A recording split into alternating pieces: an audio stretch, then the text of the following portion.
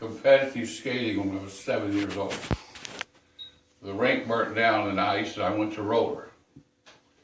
I raced on roller skates until I was probably 13. In there I also raced on wood floor bicycle races, which you see on TV. Those are a little rough.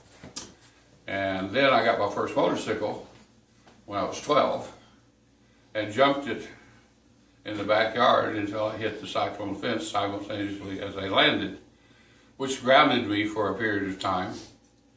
And my motorcycle was gone when I was ungrounded, and I got me a motor scooter. But they had moved then because we had been run out of the neighborhood.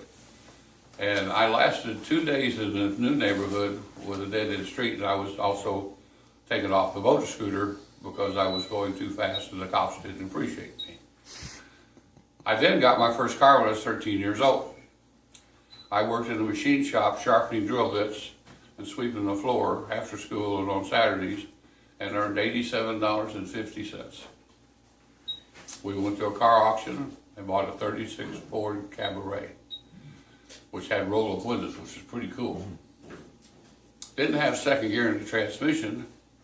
Of course, I didn't have a driver's license. My uncle drove it home. Well, we tried to drive it home. We got a few blocks and we had a radiator leak so bad that we had to pull it home on a rope.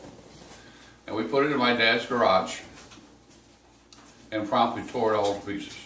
I took out every bolt. That's the ones that are... Through to the body shop, the plant. Yeah, well, take a roll out of here and just... And... Just lay them Yeah. on top. Yeah. And that was the beginning of the car saga. And it took me 2 years to get the stupid thing back together again, which was a good thing.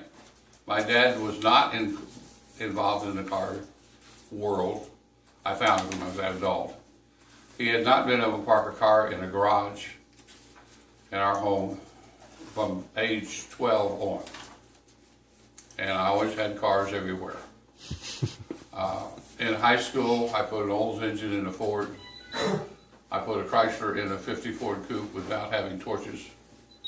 I made my bell housing 1/4 inch on a rock outside the house because I didn't have anything else to beat on, and that's how we made it. A friend of mine and I beat it around a rock and sweetened it up and sanded it and put it in the car so we could go racing at the drag strip. There are pictures of somewhere. There's a white folder back there, John. It's got somewhere me flagging. Maybe Steve can find it. But anyway, that gives you an idea. In the pictures back there are my daughters, which raced motorcycles, 1/4 mile short track. We raced go-karts. We raced drag racing.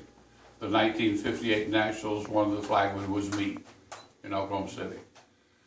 I was a charter member of the Sidewinder Hot Rod Club, renowned in NHRA back to 1954.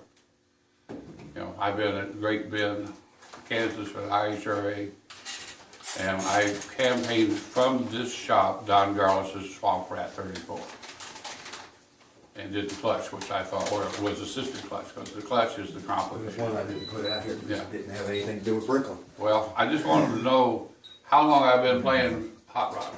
Okay. Been here a while, a couple of days. And there's that truck, which is in there somewhere. It's right there. Yeah, it's sitting back in the shop. I've had it for 55 years. It's got 7 motors in it. It's been drag raced, it's been show trucked, it's been garbage hauled, and I'm getting ready to do it again.